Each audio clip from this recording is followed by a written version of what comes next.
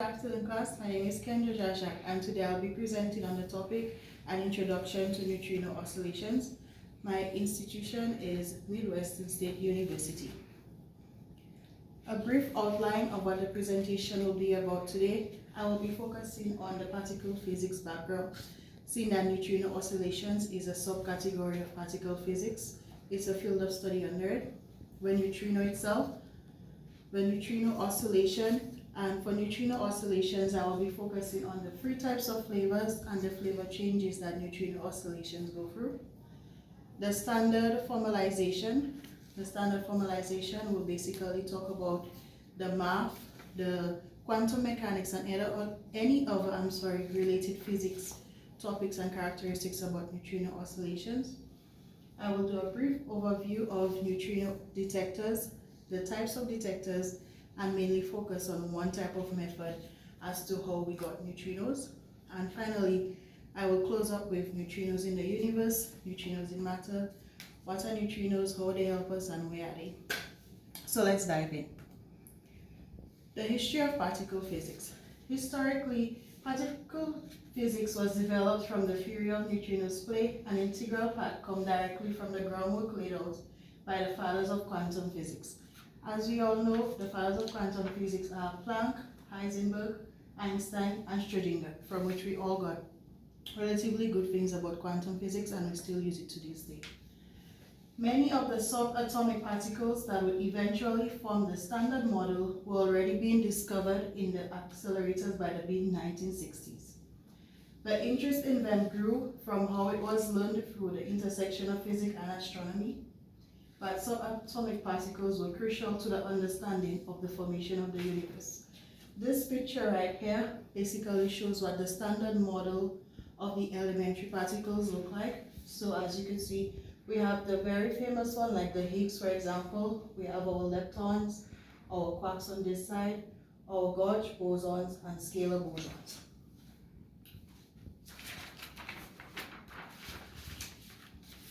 In 2012, the Higgs boson, as I previously mentioned, was formally discovered. The framework for the standard model was very well established when we got the Higgs boson. It consisted, as shown in the figure on the slide, of three generations and collection of bosons or forces. The weak force are the W and Z bosons. The strong force is the gluon, and the electromagnetic force, the photon, and the Higgs boson.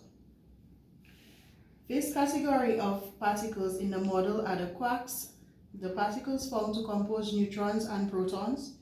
The other main type of particle is the lepton, which does not interact with the strong force and of which the neutrinos make up three flavors corresponding to its charge counterpart. The electron neutrino, the muon neutrino, and the tau neutrino. These are the three main types of neutrinos.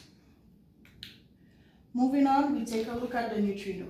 The idea of the neutrino was long thought of since before the 1930s. But however, no groundwork was done in the 1930s. The idea came about when they were studying beta decaying.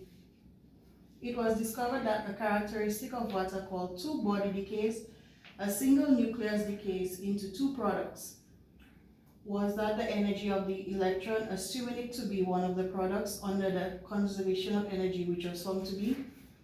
And this equation is basically the conservation of energy for neutrinos. And MA, MB, and ME are all relative masses. This equation revealed that electrons' energy would become fixed once the three masses were found, and it could only tell about the maximum energy that would be emitted. So that's just a brief information about the neutrino and how it came about. Neutrino oscillations.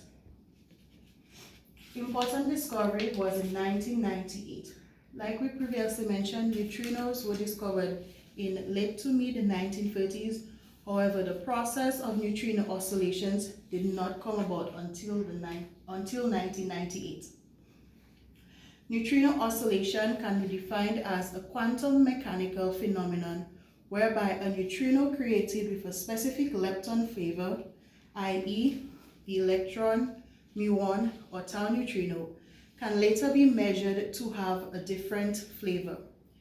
The probability of measuring a particular flavor for a neutrino varies between known states as it propagates through space. Neutrino oscillations are only possible if neutrinos have a non-zero mass.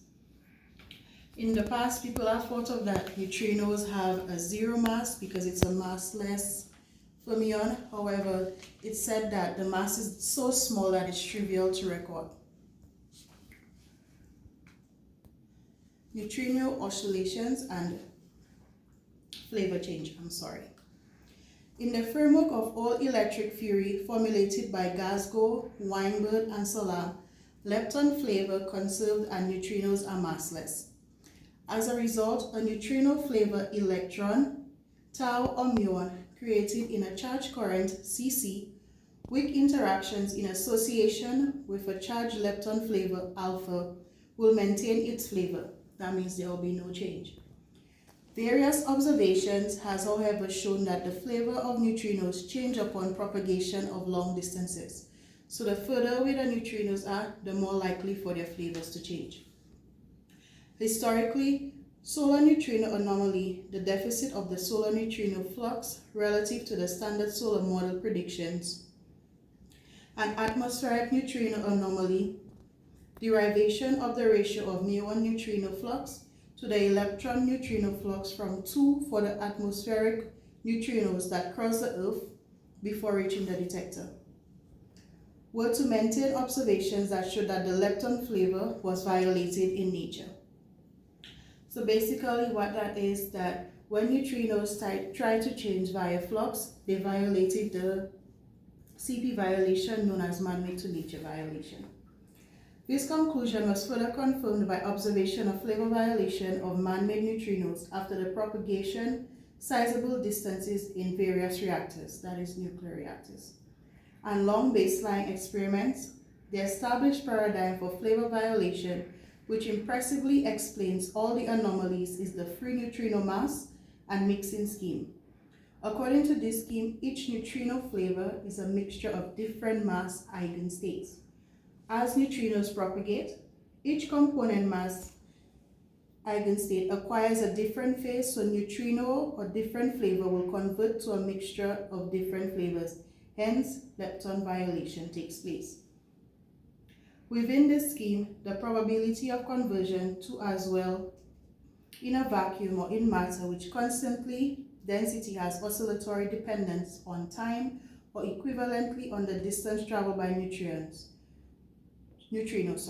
For this reason, the phenomenon of flavor conversion in neutrino sector is generally known as a neutrino oscillation, as previously mentioned.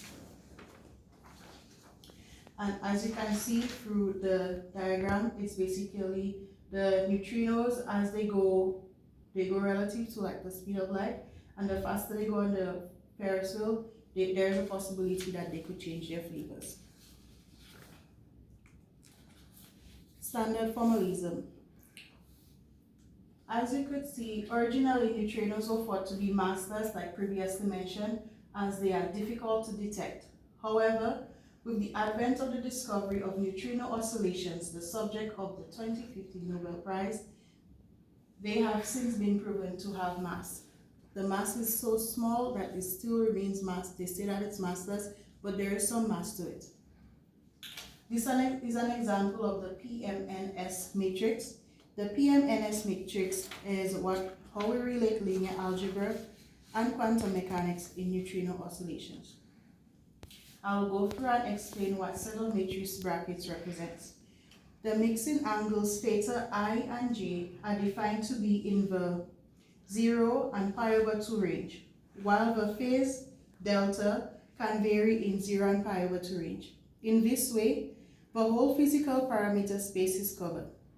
Historically, V1 and V2 and V3 have been defined according to their contribution to VE. In other words, they are ordered so that the largest to smallest distribution to VE, which is V of the electron. Notice that with the definition of theta 12, theta 13 is less than or equal to pi/4. That is then, of course, a meaningful question to ask which VI is the lightest and which one is the heaviest. Or equivalently, what is the sign of delta m squared ij equals to m sub I squared minus m sub j squared? The answer to the questions come from the observations. Time evolution of ultra-realistic neutrino state is governed by the following Hamiltonian, and the Hamiltonian is V of the vacuum plus V of mass. So that's basically what the PMNS matrix is and standard formalism of neutrino oscillations. Neutrino detectors. A neutrino detector is a physics apparatus which is designed to study neutrinos.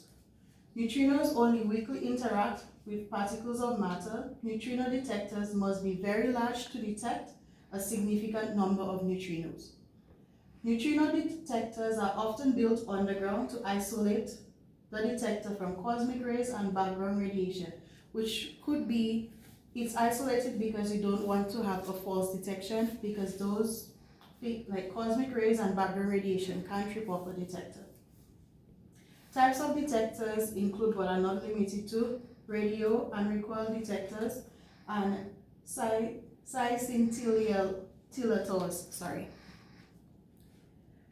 For this presentation, I will be focusing on the radiochemical method, and these are the steps for the radiochemical method of detecting neutrinos. First, the solution is exposed to solar neutrinos for about 4 weeks. After the atoms present at the end of the 4-week period in the solution are in the form of a volatile GeCl4, which is extracted into water by pumping about 3,000 meters cubed of nitrogen through the solution. The extracted is converted into a gaseous GeH4 and is introduced into miniaturized proportional counters mixed with xenons as counting gas. At the end of the process, a quantity variable between 95 and 89% of the present in the solution at the time of extraction is in the counter. Extraction and conversion efficiencies are under constant control using non-radioactive germanium isotopes as carriers. Decays and interaction in the counter are observed for about a period of 6 months, allowing the complete decay of a good determination of the counter background. The charge pulses produced in the counters by the decays are recorded by the means of a fast transient digitizer. The data after application of suitable cuts are then analyzed with a maximum likelihood algorithm to obtain the most probable number of introduced in the counter, with some final corrections applied to consider the so-called side reaction, that is, interactions in the solution generated by high energy muons from cosmic rays and by natural radioactivity. So that's how neutrino detectors for radiochemical methods work. As we move on, we will take a look at neutrinos in the universe. Some example of neutrinos in the universe. For example, imagine it's like a bright day outside, very sunny, and we're in Texas, so during the summertime it's extremely hot. So if you hold your hand towards the sunlight for about a second, about 1 billion neutrinos from the sun will pass through it. Scientists believe that neutrinos are very important to our understanding of the kind of processes that go on in the sun, and it is an important building block for the blueprint of nature. Scientists also believe that neutrinos could hold the key to explain a fundamental aspect of cosmological theory that basically tells us why stars, planets, and even us humans are here. And it's also been believed that it could help prove that the Big Bang Theory did happen. To recap and in conclusion, just to go through the topics that I've covered here today, there are 3 types of neutrinos. They are called the electron, muon, and tau neutrino, and they all also have an antiparticle. Neutrinos are creative in radioactive decay, like beta decay, nuclear reactions, like in a nuclear reactor when a heavy nucleus fusion, or in the sun when light nuclei fuse, when cosmic rays hit atoms, and in supernova. Neutrinos are very light, weighing at least 1,000,000 times less than an electron, but the precise mass is still unknown, hence why they say it's massless. And finally, neutrinos are elementary particles that have no electric charge. They are among the most abundant particles in the universe. So that's the recap of what I went through today. And a quick test your knowledge question to see if you were listening. You could pause the video and see if you know it, or if not, that's fine. What's possibly the only massless for me, and just a hint, it's everything I spoke about today. That was the main topic. So thank you so much for listening. I do hope you enjoyed the video.